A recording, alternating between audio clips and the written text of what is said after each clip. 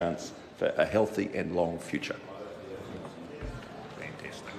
Question number 7, Eugenie Sage. Thank you, Mr Speaker. My question is to the Minister for Primary Industries and asks, how close will Canterbury come to the limit for dairy intensification when Stage 2 of the Central Plains Water Irrigation Scheme is completed? The Honourable Nathan Guy. Mr Speaker, I have no ministerial responsibility for the Canterbury Region's environmental management. This is, of course, the responsibility of Environment Canterbury, who have issued consents for this project. The impacts of farming on the environment are best managed at a regional council level and, of course, at a catchment-by-catchment basis. However, as a government, we are setting stronger requirements for monitoring and improving waterways. We are also strong supporters of irrigation and water storage projects like the Central Plains scheme because they bring both economic and environmental benefits. Supplementary. Supplementary question, Eugenie Sage. Can he confirm that through grants from the Irrigation Acceleration Fund and loans from Crown Irrigation Investments Limited, he has subsidised a predicted increase of 29% in nutrient pollution in the Selwyn catchment through his government's grants and subsidies to Central Plains? The Honourable Nathan Mr Speaker, no, I can't confirm those numbers because ultimately the government, we've got 2 funding programs. One is a grant allocation to get these programs up and running because on average they take 15 years.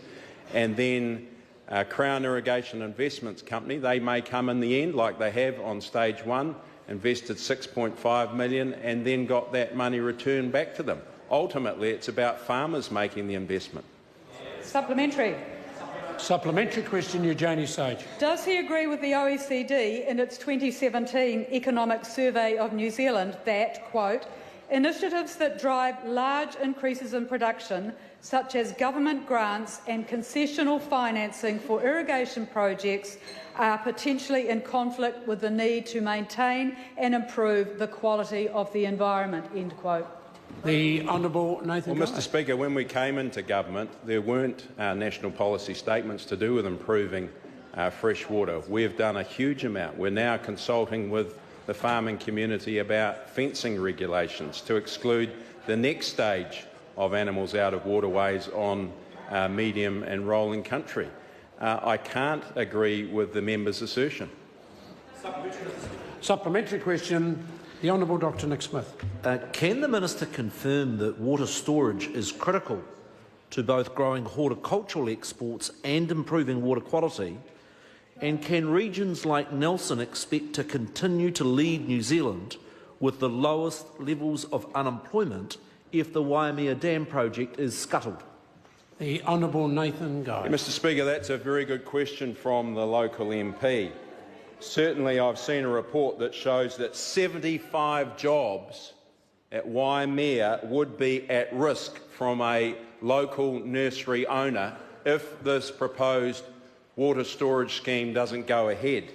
The nursery director said that, like many within the horticulture sector, our livelihood depends on a secure and sustainable water supply. The Waimea project is supported by the local one of the local MPs there, Damien O'Connor, despite his party being against water storage and the Greens. Order. Order. Order. I'll hear the first point of order was raised by Eugenie. Thank you, Mr Speaker. The Minister said he had no responsibility in terms of Central Plains, and now yet he's claiming responsibility for the Waimea scheme. I don't accept that he... Order. I don't accept that he's claiming responsibility for the Waimea scheme. The question asked by the Honourable Dr Nick Smith was actually 2 questions, but the second question was genuinely one that I think was raised as the local member. He's certainly entitled to answer that. There was a further point of order. Thank you, Mr Speaker. The Minister misrepresented the Labor Party position, which he and his local member know, and he's got no responsibility for it, sir, so he should be called for order and asked to withdraw that comment. Order.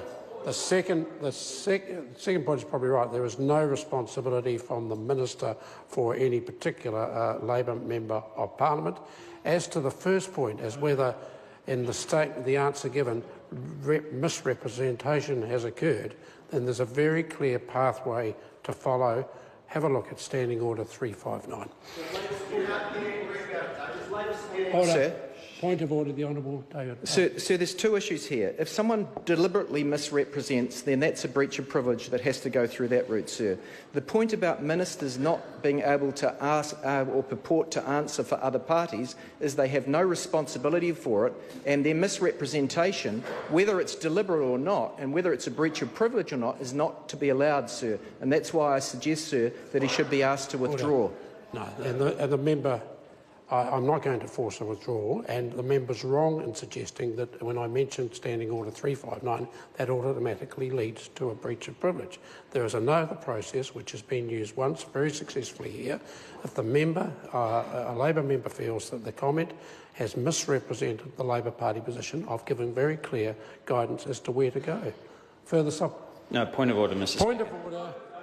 James Shaw. Yeah, Mr. Speaker, as you mentioned, the Honourable Nick Smith did ask 2 supplementary questions, and normally when a member of the opposition does that, you actually point that out and refer the minister to answer only one of those 2 questions. That is a reasonable point. Often, but not always. And in fact, if you go back and look at questions asked by Ron Mark today, I think one incorporated 3 supplementary questions, not 2.